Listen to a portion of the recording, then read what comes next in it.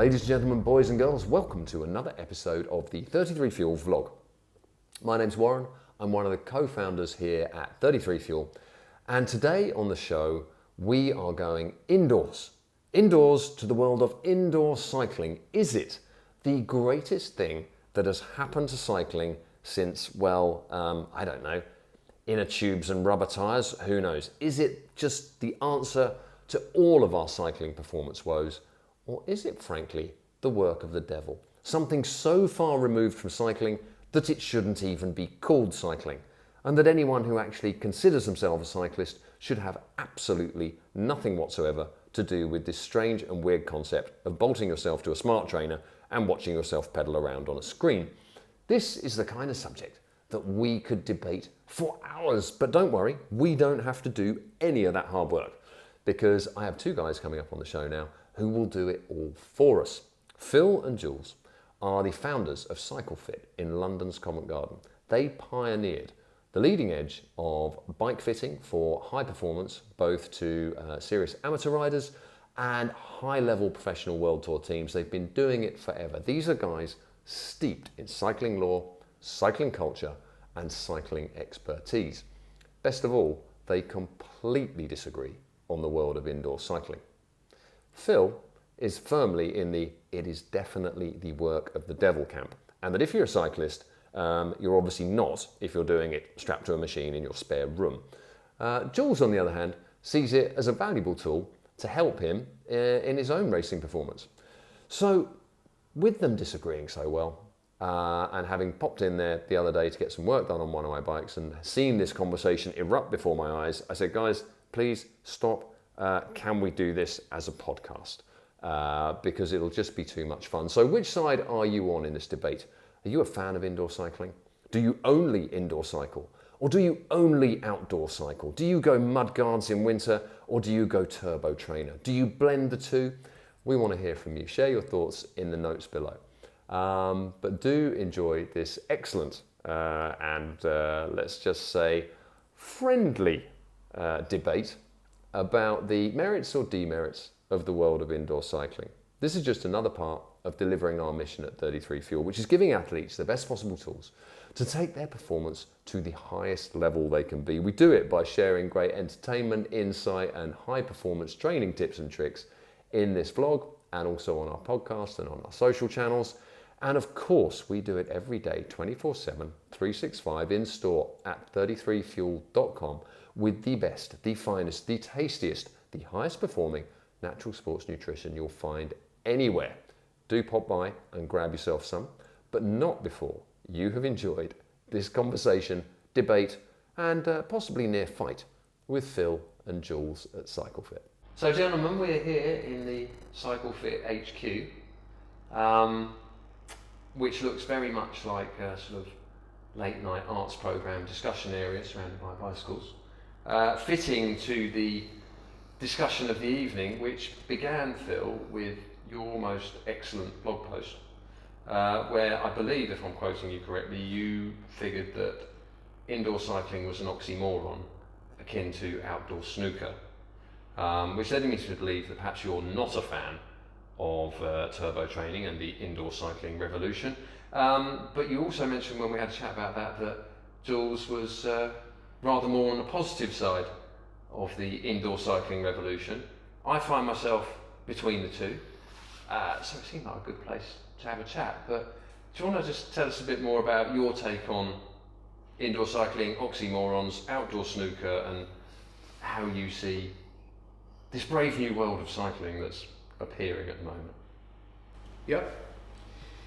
Well, it self-evidently is an oxymoron, isn't it? If you ask Thomas Hardy or H.G. Wells, a very early keen cyclist, that one day in the future, 100 years hence, people would be cycling but indoors, they would have thought we'd taken leave of our senses, because the whole point about cycling was a mode of transport and also a mode of enjoyment of free time and fitness. So the whole point was you did it outside us. So the fact that you would then try and pervert it, and I use the term advisedly, to an indoor activity is heinous, and I'm surprised you can take a Lib Dem perspective on it, Warren, on something which demands you, like religion, to come down one side or the other. Somehow you've become agnostic. Jules has been seduced to the dark side, and that's unforgivable. But I just don't. I simply don't see a place for it. And Jules and I have argued about this many times. And doubtless we'll come back to our greatest hits tonight. But I just don't see the point of it, other than a very, very narrow thing. Which Jules, I'll spike his guns immediately. It's a really, really good way to get really, really fit very quickly. But, True. But that's a reasonable part of it. I mean, so as that as a point, but there's still the idea of doing. I mean, let's face it. Both of you have long careers in cycling, racing yourselves many, many years, and perhaps even still the odd foray now, as well as working with a number of pro teams through all the Cyclefit business stuff that you do and everything you've pioneered there. You are dyed in the wool in the world of road cycling. You must have got on a set of rollers or a turbo once upon a time, Phil. Not in the olden days, not when we were keen amateurs. Was that not what was done? Some people did it, but we never. If you wanted to go training, you'd go out on your bike, either on your own or with a group of friends, and then ride it as hard or as easy as you liked. I think a lot of the time we just sort of raced for fitness, like on a Tuesday or a Thursday, and then there was actually no one knew what they were doing really. Well, we didn't. But there was never like, right, I'm going to get on the indoor trainer and I'm going to do X, Y, Z. One is we didn't have heart rate monitors and we didn't have parameters, so we had no technology. So really, you just rode your bike as much as you could. And usually by the time you raced on Sunday, you were totally knackered, and you couldn't do anything anyway. So effectively, you peaked somewhere around about Thursday evening for your race on Saturday. Yeah, exactly that. Okay, well, it can be done it can be good for fitness, you said, Phil, but other than that... No, I didn't say that. You're misquoting me, Warren. I said he said it was good for fitness. I didn't say it. I'm not prepared to make that leap. Really? No. Okay. Ride the bike or nothing. If that's what you're training for, to ride your bike, then ride your bike. If you're training for something else and you're actually not interested in cycling or the world of cycling or bicycles, and you simply want to elevate your heart rate, well, there's any number of things you could do inside that are still legal that will do all that for you. Just don't call it cycling, call it something else. Whatever the machine you're going to strap yourself to, crack on. But it's got nothing to do with cycling, because the beauty of cycling is about the endorphin rush of being outside in the fresh air and amongst the trees and looking at architecture and talking to your friends. And it's like church, isn't it? That's what cycling is about for me. It couldn't be less about being a hamster on a confected wheel in a sweaty basement somewhere.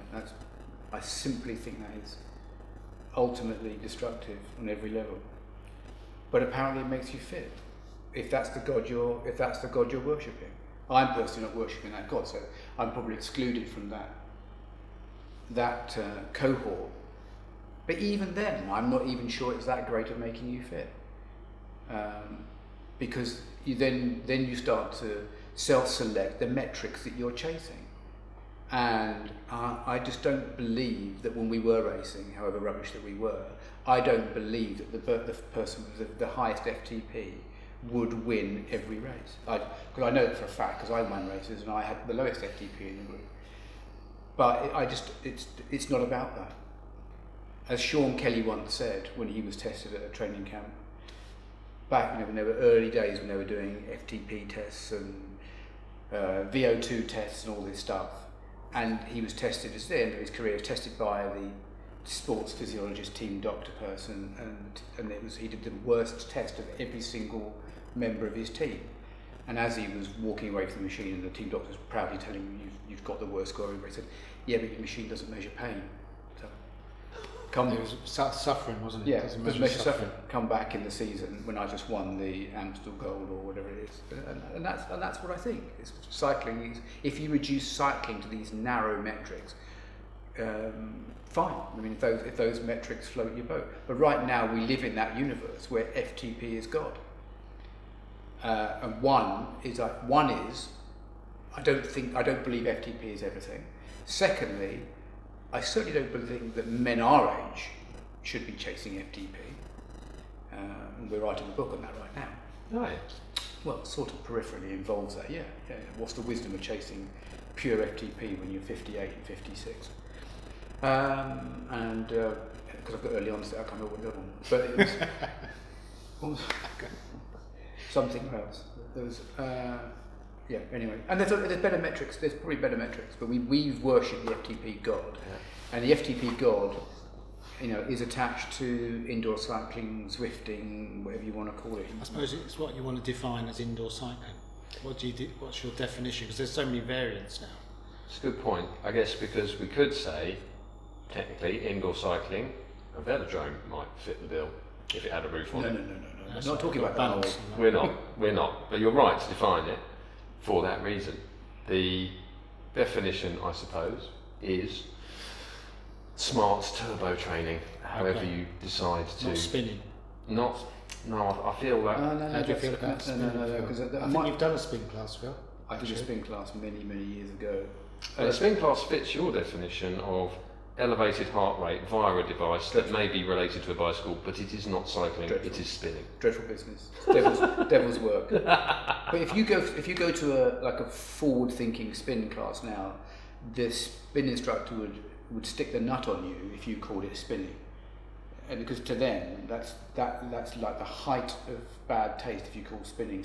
Can you not? What do you have to call it? Indoor cycling. It's indoor cycling. You cannot call it spinning. You go to I've got a friend of mine a client actually who's a spin instructor. If you call it spinning, it's like it's the red mist comes down. Wow. It's like, Steve, it's spinning. You just changed the title. I mean, I think for the purposes of our debate, and maybe I'm going to be showing my age here, but spinning can only be spinning. That's a sort of cycling exercise. It may or may not be related to cycling. You may get a benefit from it for cycling, you may not, but I think most people who go spinning just want to go and get some exercise for 40 minutes in their lunch break, and that'll do it. And hats off to them, and some of them, you can get a good workout doing that. But I think for our purposes here, it's smart turbo training, whether that be through a static bike or your bike on a smart trainer. I see. Yeah. And then you're going to plug yourself into Trainer Road, Zwift, Sufferfest, whatever it may be, or maybe you're just going to. I don't think it even necessarily has to be a smart trainer, does it? I don't think it's just turbo trainer or roller training indoors on a road bike. I don't think many people do that anymore. No, I don't. They're connected to something now. You're right. I realise as we talk about this, it's really hard to define. I kind of have an idea of what it is, but for you, Jules, what would the definition be for you?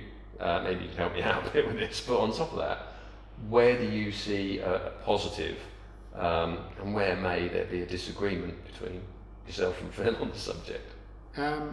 I use an indoor trainer, an old indoor tax trainer and a bike with a parameter, and I connect it to Zwift.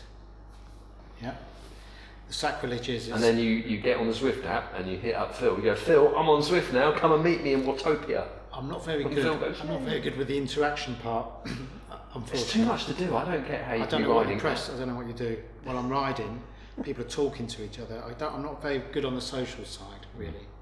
But the sacrilege is I'm riding a Radio Shack Trek team issued bicycle on an indoor trainer that never goes outside. So it's a lovely bicycle, but it never actually goes out on the road anymore, which is a bit of a shame. So that's on Phil's behalf. I apologise for that. However, so is this bike purely attached to your turbo 24/7 there when you need it? In the shed, yeah. Sits there. Former Trek factory racing bike. What's that character in Chitty Chitty Bang Bang, the professor that's always in the shed? That could be me. It does get steamed up in there. What's his name? That's all I can think of. So that sits in there, but as an older gentleman, and you take this, you've got to keep exercising, otherwise. It's never been truer that use it or lose it in your mid-50s. So I live out of London. To fit it into my schedule, fit an hour of cycling into my schedule, the turbo training is the best way. I can't commute. I don't go out training in the dark at night or in the rain. So that's the best way to do it. So 3 to 4 of those a week. That's my weekly exercise and a few other things. And does that, have you felt a benefit, but I think beyond the benefit, enjoyment or endurance or necessary or? Necessary. I don't like getting left behind by our customers when we go out for a bike ride, so you've got to keep in the old days you just used to, like you asked me about cyclocross racing, what we used to do is you just do a couple of crappy sessions a week and then your natural fitness would get you through a race, but as you get older you can't do that anymore. You've got everything's got to be so well organised for you to be able to compete that that's why I stopped racing, because it's just so hard. So you have to keep going. You can't, if you leave it 2 days, your FTP drops by about 10 watts. Do you know what I mean? It's just bonkers. Really? No, I make that up. But if It that's how sounded it good. feels. You said it with conviction. But that's how it is. I mean, after you take a week off or 2 weeks off, it's going to take you 6 to get back to where you were. So you've got to keep it going and keep it ticking. Not necessarily doing hard sessions, but it's just exercise. It could be an aerobics class if I liked aerobics, but I like cycling. I'd respect you more. Spinning classes are too sweaty and there's too many people, and you have to be somewhere at a certain time. Whereas with your indoor training, you've got complete control of your environment. That's the benefit. Well, I said earlier that I find myself between these positions, and the example I gave, which I thought was very appropriate, was last night when Erica and I were at home, and she in an hour had put her bike on the turbo, got onto Cyclefit, had a nice session and was off again, while I spent 2 hours swearing trying to get some mud guards onto a basic road bike, thinking that once I've got that done I'll be able to ride in the wintry weather without having to think about it so much, because I don't want to wreck my decent bike. And this felt like a good moment. And Phil, your initial comment on that was there's so much wrong with that, I don't know where to start. Which I thought might be interesting. Well, firstly, why is it taking you 2 hours to put the mud guards on? I ordered the wrong size. It took you 2 hours to work that out. Didn't take them to a bike shop then? Well, Did you order them online? I ordered them online. Yeah. And as someone who doesn't come with a dyed-in-the-wool cycling background, I find an area of cycling interference in anything technical.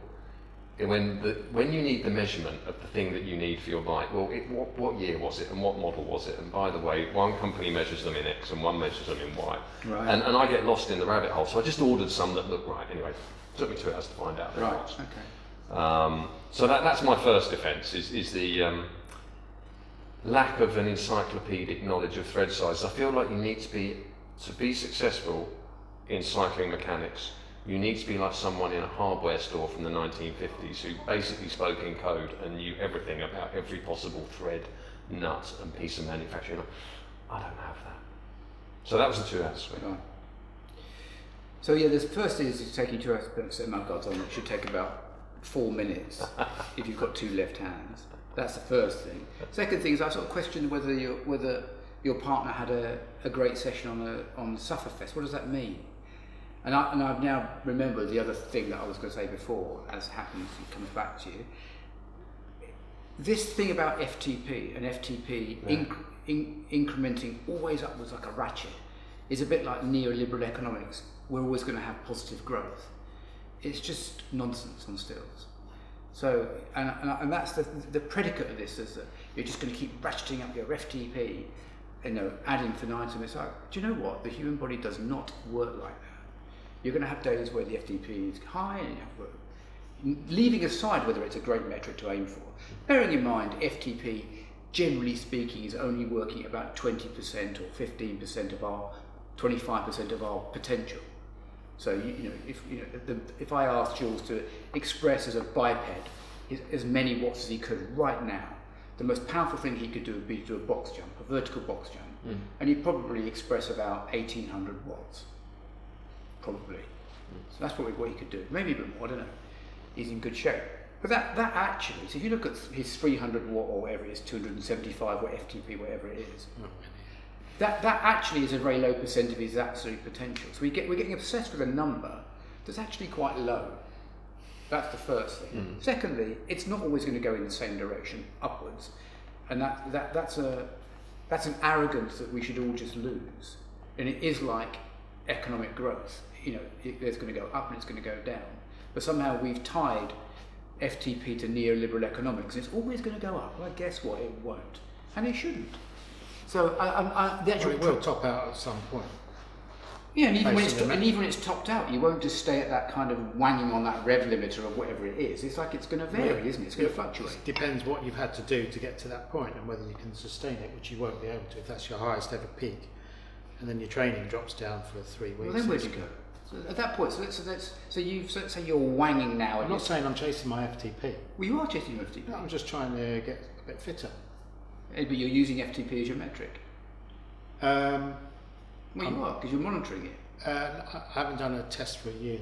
Well, yeah, but you know what your FTP is. I have no idea what it is. I don't know. My FTP is 4 million or 7. I have no idea what it is. Somewhere in between. Probably in between those two. But my point is that this thing about FTP is false vanity. Because what happens when you absolutely hit your theoretical maximum, you've got everything right, your nutrition's perfect, everything's perfect, and you hit your potential, that's it, you can't do any more, then where are you going to go? Because that's what you're aiming for, that's your universe. You've got nowhere to go now, other than down. And you're getting older anyway, and so it's just all downhill. My point is, if you cycle because you love cycling, and you love the company you're in, and you love the trees and the architecture and everything else about it, whether you perform at 5 or 10% less on that Tuesday compared to last Thursday is largely irrelevant, because there's so much else you enjoy. That's my point. Well, it's a good point. It's a really interesting. Is it? I think it's an interesting point. Oh, okay. So it's gone from good to interesting. I used the word good. I'm going to focus myself down on interesting. Okay. And we'll open it up a bit, because I think it's on one hand, what gets measured gets managed. If you're looking to improve, you need some kind of benchmark to work out. Why? Because you are looking to improve. You're measuring. Well, we used to improve. We used to race back in the day, pre-heart monitors, pre-power meters, and guess what? We improved. Yeah, but sometimes you would have really bad days, but you didn't know why. Oh, that's great, isn't it? That's what I love about it. No, you really. That's precisely what I love. No, you was really frustrated. Yeah, but then you'd have really good days you didn't know why. And those are the best, weren't they? I should be having a shit day. I had a bottle of red wine last night. I'm running out my skin. That's the fundamentals of the human experience and human nature, isn't it? And trying to contain what's random and chaotic is ridiculous. It's like that's the truth of it. Sometimes you have great days, sometimes you have bad days in everything. Why are you trying to box it? I think with a lot with cycling now, I don't know if this is the right term, but it's more binary. It's like you get on a bike and I'll do this for 5 minutes and then I'll record it, and then next week I'm going to do 10% more. And a lot of people like that. So they're not really doing it for the cycling as such, but they like that process of improvement, and they can control their environment, as I've already said. But they like that. They like those numbers, and they like to see what's going on. What happens when the numbers are going down? They only like the numbers when they're going down. Well, what tends to happen is they go up. So we see a lot of people who get into cycling, and their numbers ramp up. And this happened when I raced. You go up and up and up, like, oh, I'm going to be a pro, and then boom. That's your level. You stop there, Tim Gould's up there somewhere, and you're like, oh, is that it? So, and then they just, a lot of people just check it in, or they say, okay, do you know what? I'm just going to go and ride my bike. I'll do gravel riding, or I'll go backpacking, or whatever I'm going to do. I think a lot of people are on that curve. I think you're talking yourself into my place. But I think it's the. Okay, so as a clear example, just from a personal standpoint, I'm going to ride the Tour of Flanders in April. I have a limited amount of time, and it's quite long. You're doing the whole thing? Yes. At the moment, it's far enough away that still seems like a good idea. It's far enough away. It's time to get ready, done. I want to be able to enjoy it. Clearly, there will be elements of challenge and discomfort in there, and I welcome those, but I don't want to be blown up with 3 hours to go in a headwind and drizzle somewhere in Belgium, hating every last minute for the last 3 hours, and with a limited schedule to prepare myself to be able to enjoy that experience. the turbo's a good way during the week, like you said, Jules. I don't think I wouldn't be confident of being able to get there and be comfortable within my own standards. As like an enjoyable challenge, not just a miserable sufferfest. Let me ask you a question then. Without being able to get some turbo in, because at least I can. At least you can what? Build my hopeful baseline of strength and keep your muscles fitness in tune. Just keep your muscles strong, keep your blood flowing, keep your heart pumping. You can't not do it and then rock up. Well, you could just go for 20 minutes on a running machine, or go for a I jog. could do a couple of turbos a week and one ride at the weekend. That sort of fits. Whereas Yeah, if it was but- just the ride at the weekend. But the tour, have you done Tour of Flanders before? No, I haven't. I mean, the Tour of Flanders is nothing like riding at FTP because the terrain is so diverse. You know, you're going to be kind of upper 25% climb, and then down a 25% climb, and then you're going to be trying to hang on to the wheel in front of you, which is going to mean that you're going to have these moments where you're literally completely bleeding out your eye sockets to stay on that wheel, and then there's going to be moments where it kind of all goes. It's not the turbo is not preparing you for what you think it is. I have to disagree, Phil. I think It's it's okay. I think that's in the spirit. Tell us, Jules. Well, if you look at one of the climbs, and it's a 10-minute effort, and then you, for instance, you'll put in 10-minute efforts at threshold or whatever on your turbo. So when you hit the bottom of that climb, your body goes, oh yeah, okay, I'll do that, and it just keeps. I just don't agree. One is none of those climbs on the Tour of Flanders are 10 minutes long, and second, I just made that up. I don't know. oh okay. I don't know exactly how long. Oh, when you make it up, I have ridden them, but I can't remember. yeah, none of them are 10 minutes long. And secondly, I bet you when you rode the Tour of Flanders, you didn't ride any of those climbs sitting down. Yeah, you had to, otherwise you'd lose traction. Oh, sneaky. Wet day. I bet Well, you. it's damp, I bet yeah. you stood up a lot on the. I bet you stood up a lot on the climb. That's the problem with the turbo train is you sit down the whole time. Now the way I ride, I mean, I don't ever climb. I don't sit down when I climb. I stand up the whole time, virtually. I don't sit down. I don't like sitting down. It's inefficient biomechanically to sit down, so I stand up. From a straight biomechanical standpoint, how different do you know is it? Because clearly on a turbo or on your bike isn't moving side to side, and naturally it is when you're out on the road. Does that affect the biomechanics greatly? I feel like there's still crossover from the benefit, but it isn't the same. I wouldn't say it's the same as going out and riding a bike, but it is a benefit that can allow you to go out and ride a bike more enjoyably. I think it's less good for you than riding outside biomechanically. Right. Because, one is the bike's not moving. What are the reasons? One is the bike doesn't move with you. So if you've got an asymmetry, the bike if you're outside on the bike, it may move to the left 3 degrees and it might move to the right 8 degrees and then back again to compensate maybe for a leg length discrepancy or something, or tight something, or scoliosis or something. When you lock yourself into a fixed bike, you've got to move around the bike's not moving. So that's one problem. 2 is cadence increases. Indoors. So the cadence generally goes up. So when you're indoors, the cadence Is that goes because up. it's another metric being flashed at you on the screen to hit, or is it because... It's because you're not outside. I don't know why. There's no wind, there's no pushing, you're not pulling, you're not moving on the bike. And generally we'll see people will ride at higher cadences, and we say, what do you normally ride outside? They say, 85. When we're doing a fitting, they say, well, why are you doing 98? I'm like, oh yeah, that's right, yeah. So it's just something that happens. I haven't got a reason for it. Because it's artificial. It's not enough. Well, it is, yeah. So when you ride at a higher cadence, you have less control. So if you think pedalling's all about extension and pushing, once you get to 98 and maybe you've got that asymmetry and you're not quite working, then maybe you start pulling more. One side starts pulling more, and that can cause problems: hip flexors, lower back. Posture's terrible generally because a rider, and now with the advent of these longer indoor sessions, people do 3 hours, 6 hours. They're not actually, like Phil says, they're not moving on the bike. There's no wind, there's no corners, there's no downhill, so they just sit. Core switches off, glute switch off, slump on the bike, and then pedal away for 3.5 hours. And then they take that outside and wonder why they've got problems. So that's a big problem. Any more?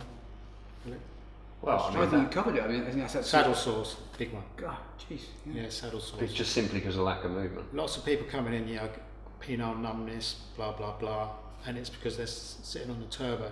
So while I'm going around London on my Zwift thing or Watopia, you'll see a lot of people riding 1.5, 1.8 watts per kilo. If you're riding that, you wouldn't ride that low outside, but all the weight's going through the saddle, there's nothing going through your feet, you're not pushing on the pedals, there's no wind to lift you off the saddle. So all the pressure's going on that little bit of saddle. So as I was trying to work it out this morning, because I knew I was coming here, I would say you need to stay above 3 watts per kilo to try and avoid numbness on the bicycle. And would that apply to the shorter session as much as a longer session? Because this is where I find myself back on the fence again, whereas I really enjoyed the turbo and smart training as a benefit to improve my ability to cycle outdoors within time constraints and logistics. I can't for the life of me get my head round really more than about an hour and 10 of it, let alone going and spending 3 or 6 hours riding around a virtual world or otherwise, whatever it was. That's the point where I get confused. But does that postural problem, does that apply? Clearly they're still there, but are they going to ramp up as negatives in the sessions of an hour or so? Or is it only really when the longer ones come up that it starts becoming a problem? I think people, when they're, one of Phil's big things about indoor training is it pushes riders too hard. So they download their training program, whatever age they are, doesn't really know what experience they are and how long they've been riding or their makeup. And they say, okay, I want 4 10-second 500 watt blasts. And then by the second one, their heart's blowing out their rib cage and they've got snot coming out, and all their composure and posture and technique has just completely gone out the window. So I don't know where I'm going with that. No, I think you're absolutely right. But then I think that's right, because then if you were trying to just go out for a hard training ride on your bike, back in the day like we used to, we'd go and do those kind of hard attacks on hills. You're having to hold your form, because you've still got to hold the bike up, you've still got to maintain traction, you've still got to get to the top of the hill, you can't just fall apart. So you're using a lot more, there's a lot more going on that's healthy than if you're just sitting welded to a machine, focused on achieving this one metric, which is questionable in my view anyway. I don't see why that's healthy. If you're out doing hill repeats, no heart monitor, no power meter, you're still getting a massive, huge training uplift benefit, but you're also controlling the machine, you're outside, it's not so sweaty, you're getting a much more of a generalised workout because you're standing up as pedalling as opposed to sitting down. And if you ride with somebody, I know if they're somebody that just trains indoors, because when you get onto a climb, forget whether they're fitter or not than me, which they almost certainly will be. It's just the way they work the bike on the climb. It's like I don't know what gear to be in. They don't know what gear to be in. They can't stand up and cycle properly. They don't know how to explode when they go from seated to standing. They've just got no form. You can ride with very fit people, but they can't get a water bottle out of their bike. Absolutely. Without thinking they're falling off. That's right. You can't get the jacket on and put it on. They can't take the jacket out of the pocket and put it on going down the hill. So not that that's a negative, everybody.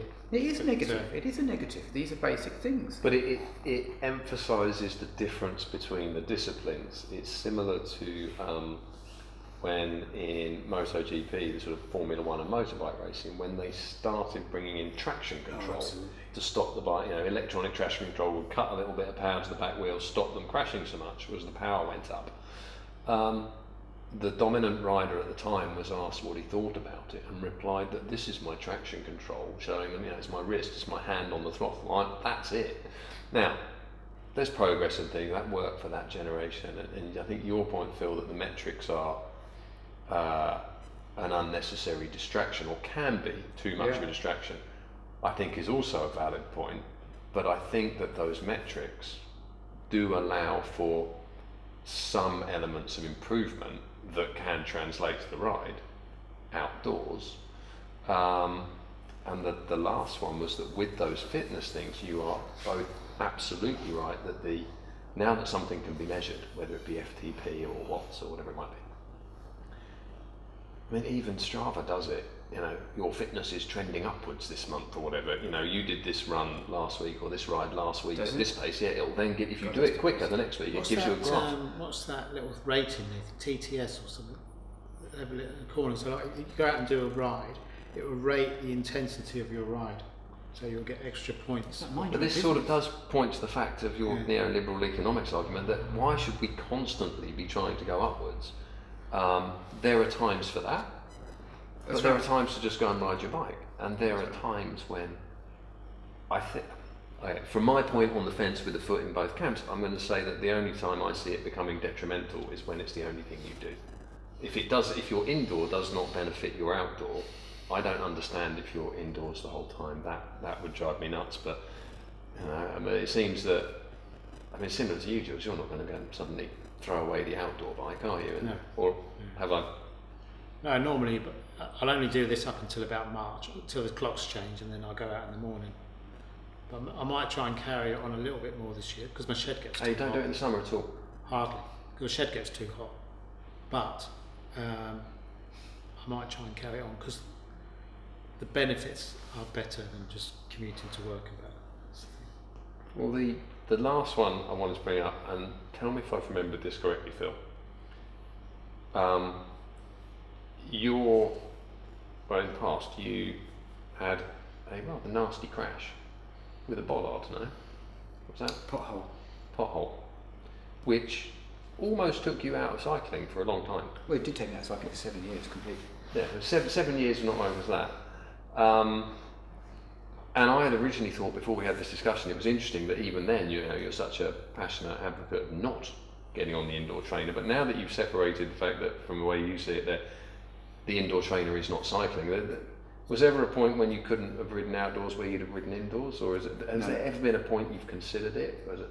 No, I mean, Mrs. Cavell would tell you that turbo training is everything, and I should be turbo training and not cycling outdoors, because obviously, you know, after getting the call that I was in an ambulance on the way with a very big spine fracture, it's like you know, you can understand that she would rather I was cycling indoors than outdoors.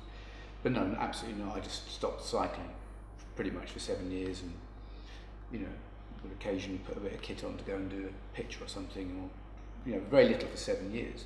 So now I can cycle.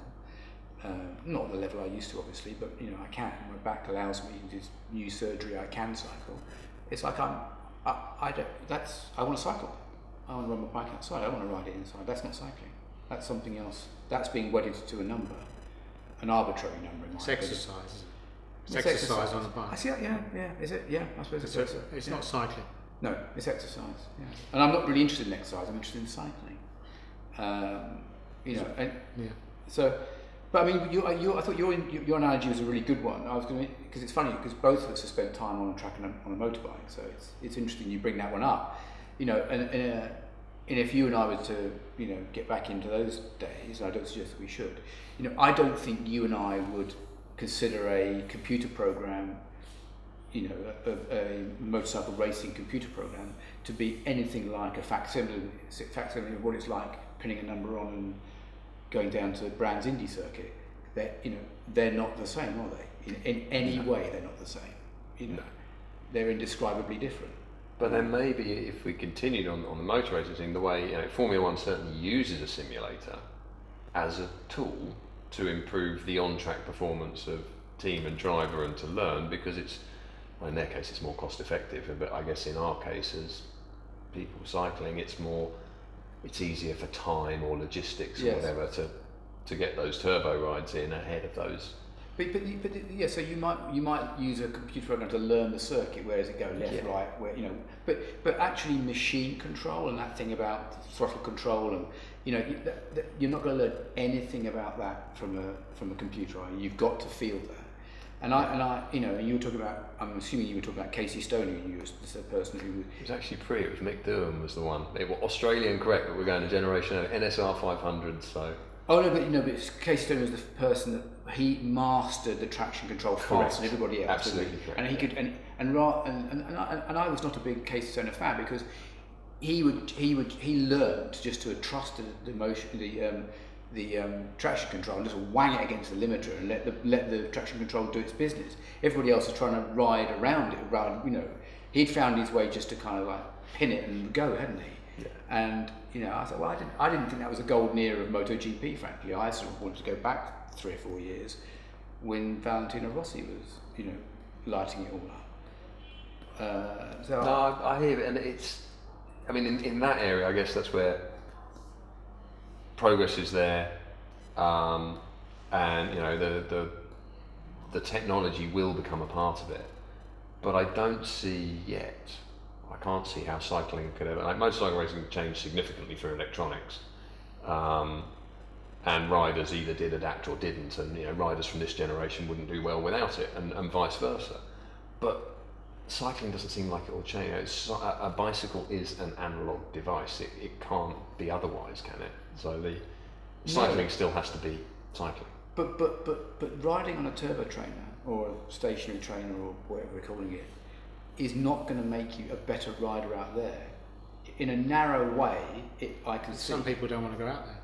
No, fine. Then that's fine. So not everyone's riding indoors with an aspiration to go outside. Some people do it indoors and that's it. No, that's fine. But then they're not interested in cycling. That's exercise. That's not cycling. Well, they like the motion. Really? A lot of it is the motion, isn't it? It's that rhythm you get on a bike. Okay. So when I train, I don't have any music because I like to hear the wheels go around and the God, you pedals. got it worse than I thought. Possibly, yeah. So I don't think we're going to see Phil leaping into your shed, Jules, at any time for a quick rip on the. Only to smoke his pipe. But on the weekend ride, you're still riding together. This is obviously not a great source of friction. No one's hit each other yet during this debate. It's gone well. We rode to Harwich the other day from here. That was very pleasant, wasn't it? Fantastic. It's brilliant. Yeah, it's fantastic. We rode on. Good. Yeah, so that's brilliant. We had a great route, back roads from here to Harwich. 100 miles or just under, wasn't it? Fantastic ride. Lovely weather. Is that phone okay? Yeah. What's not to like about that? I didn't chart one metric. Not tempted to go in and work out your FTP or see how many watts you were on.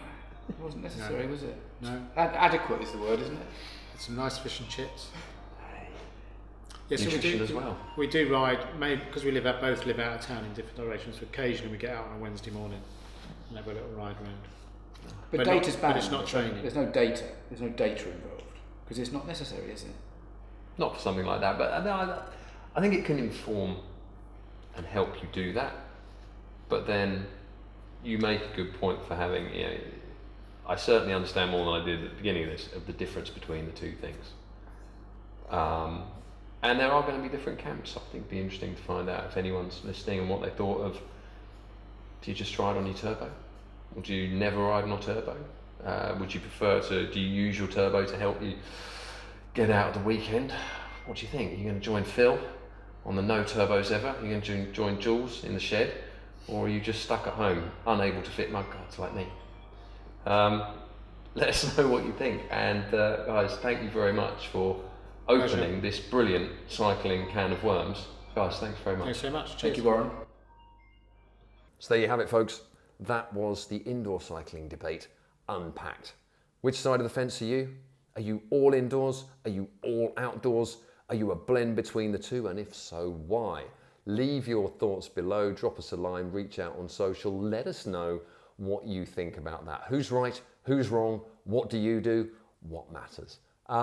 Enjoy that, enjoy your cycling, enjoy your performance, and do make sure that when you are ready to stock up on the finest natural sports nutrition known to man, you swing by our store at 33fuel.com.